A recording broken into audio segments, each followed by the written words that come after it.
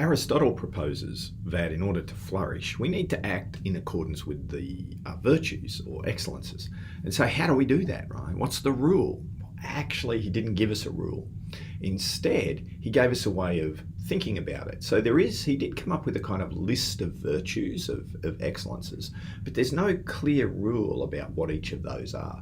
Instead, he's got this idea of the golden mean. So let's have a look at how that golden mean actually works.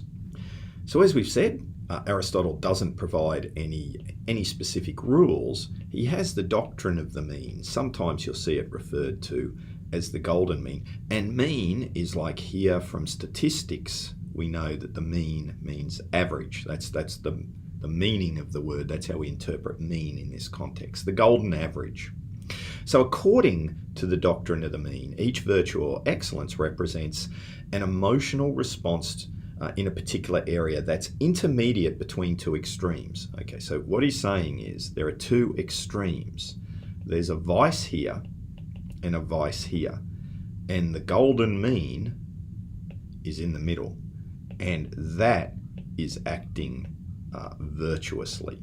Okay, so one vice or extreme is excessive, and one vice or extreme is deficient. And what we want is this balance. It's kind of like Goldilocks, right? Not too hard, not too soft, just right. Not too hot, not too cold, just right. So here we have some character-related virtues. What you'll see is he divvies up a certain area where we want our behaviour to be, where we want to be virtuous with respect to a particular area of life. Then he's got this idea of a deficiency vice, an excess vice, and the golden mean between these two extremes. So too much, too little, and in the middle is just right. Okay, so let's take the area of fear. Okay, so if you don't have enough courage, so if our virtue is courage, how do we deal with fear? We need courage. If we have not enough courage, a deficiency of courage, we are cowards. If we have too much courage, right, we can be idiots and do things that are stupid and risk our lives and others. We can be rash. Okay, so courage lies between rashness and cowardice. And we can go through other areas or virtues, but you get the idea, right? The virtue is the balance of virtue that we need given a particular context. So if we were worried about spending money, okay, well, we want to be generous.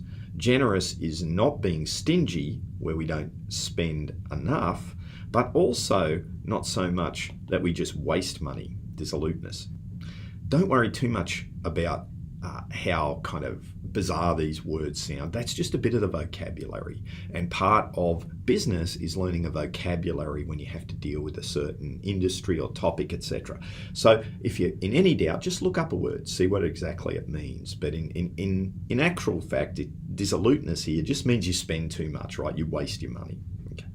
Now, the exception to the golden mean, which we've got to mention, is justice. And in justice, Aristotle didn't see it as having two polar opposites with a mean. He actually said that there was one vice.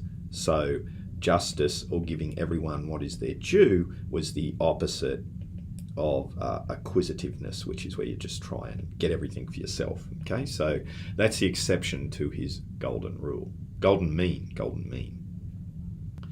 Now, one of the challenges with this approach is that it can be difficult to determine what the mean is, and the mean will not be the same for everyone and in every situation. The rule about aiming for the mean is the same, but what that mean is can vary with your context. But he does give us some guidance, right? So the general guidance, number one, is if one extreme is worse, then aim for the least worst. So if being a coward is worse than being rash, go towards rashness.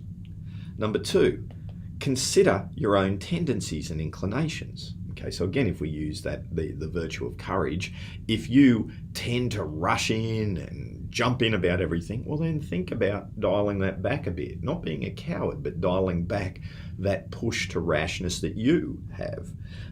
Number 3, think logically and rationally, right? Just don't give in to pleasure and avoiding pain, because often those, particularly in the short term, can give us a bit of a bum steer as to what the mean is. They tend not to be good indicators in the short term. Instead, we've got to make a choice. And he suggests the intellectual virtue of practical wisdom helps us to identify that. And that's part of our goal in life. If we want to become a virtuous person, we need to develop our practical wisdom to be able to use the virtues appropriately. So we would display anger, spend money, be courageous, correct in that. And the way he puts it here, I think, is very nice. We will display anger to the right person, to the right extent, at the right time, with the right motive, in the right way. Okay, there's a lot of factors in there. So it's not unvirtuous. Like you're not lacking virtue if you're angry. You're lacking virtue if you're angry at the wrong time, or angry at the wrong person, or too angry, or not angry enough, or you're angry for the wrong reason, or you display that anger in the wrong way. Okay, so that's the idea behind practical wisdom, developing an understanding about how we display the virtues.